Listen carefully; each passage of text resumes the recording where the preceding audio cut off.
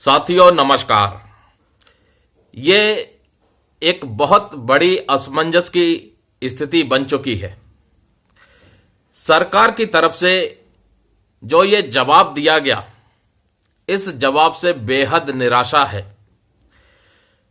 लाखों करोड़ों केंद्रीय कर्मचारी और पेंशन भोगी जो इंतजार कर रहे थे कि 2024 के अंत तक सरकार 8वें वेतन आयोग का गठन कर देगी, क्योंकि मीडिया में भी दोस्तों ऐसी ही खबरें चल रही थी।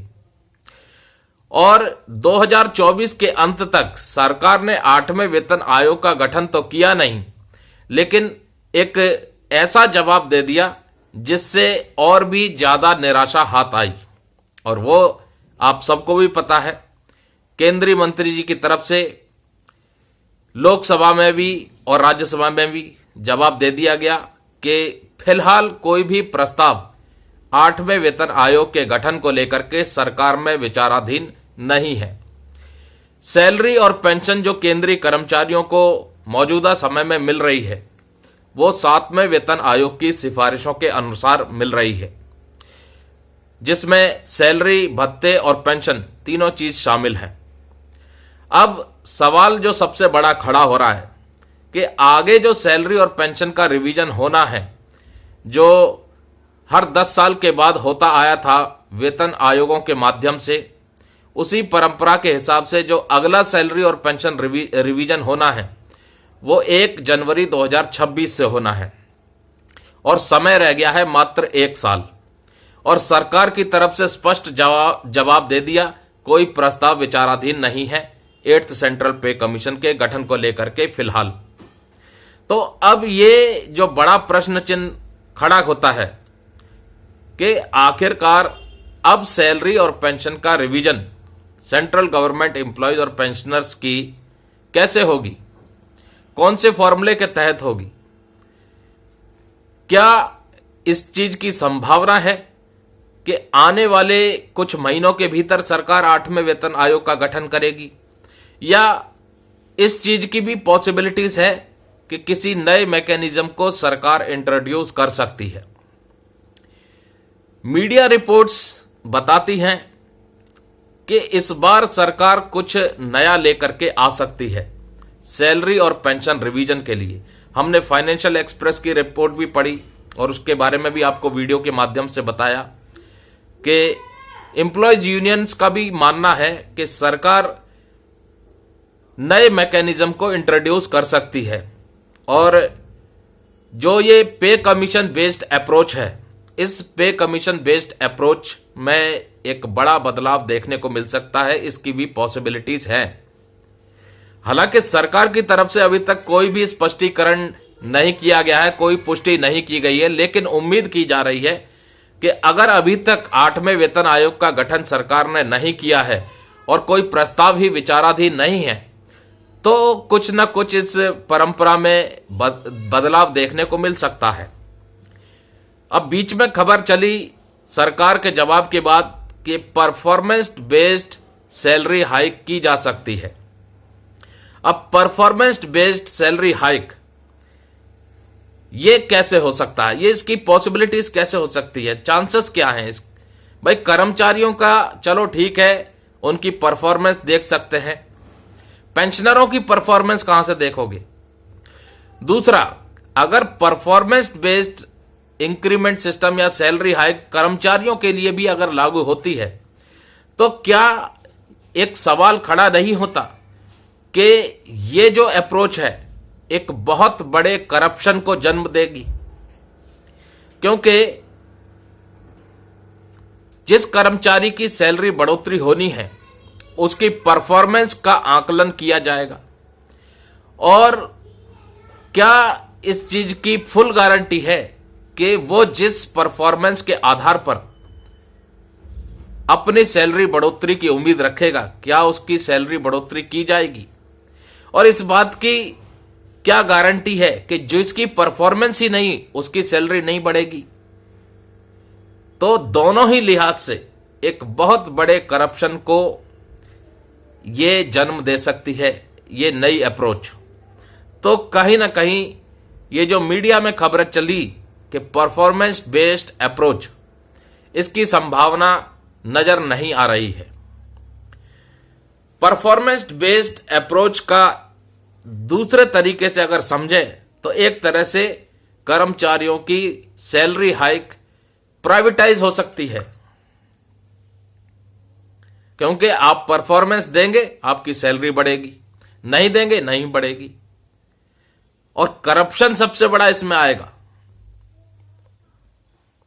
तो यह अप्रोच कहीं ना कहीं कारगर सिद्ध नहीं हो सकती, क्योंकि बहुत बड़ा करप्शन इसके अंदर बढ़ता हुआ नजर आएगा।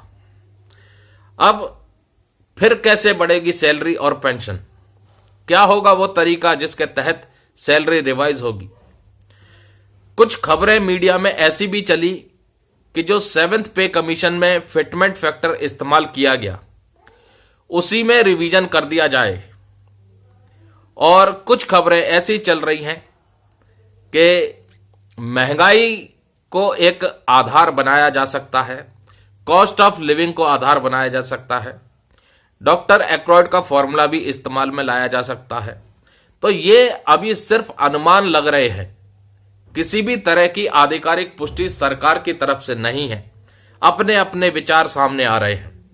और जब तक सरकार स्पष्ट रूप से नहीं बताती, अनाउंस करती कि आगे का जो सैलरी और पेंशन का रिवीजन इस फॉर्मूले के तहत होगा या पे कमीशन के आधार पर होगा, तब तक ये अनुमानित खबरें चलती रहेंगी, आपस में चर्चाएं होती रहेंगी।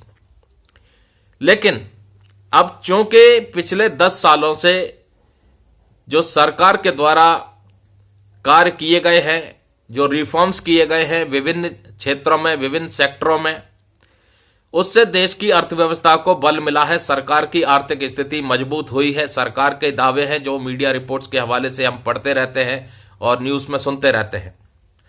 तो देश की अर्थव्यवस्था बेहतर है, सरकार के पास राजस्व की कोई कमी नहीं है, पैसा बहुत है, रिकॉर्ड स्तर पर टैक्स की वसूली हो रही है, जीएसटी के माध्यम से, इनकम टैक्स के माध्यम से, विदेशी मुद्रा भंडार में कोई कमी नहीं है।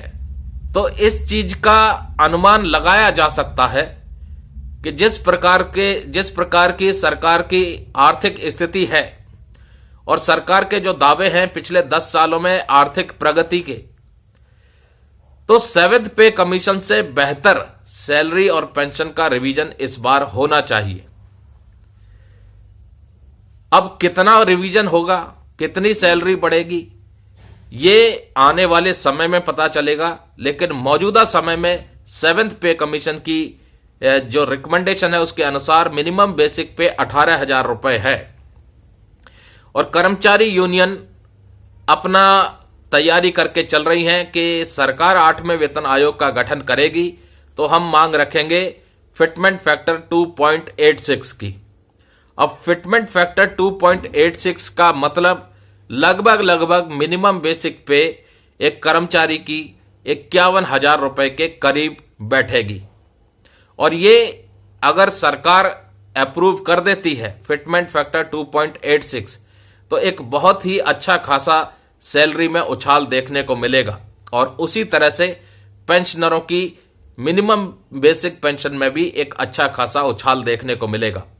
और ये सैलरी और पेंशन में संशोधन, रिवीजन जरूरी क्यों है?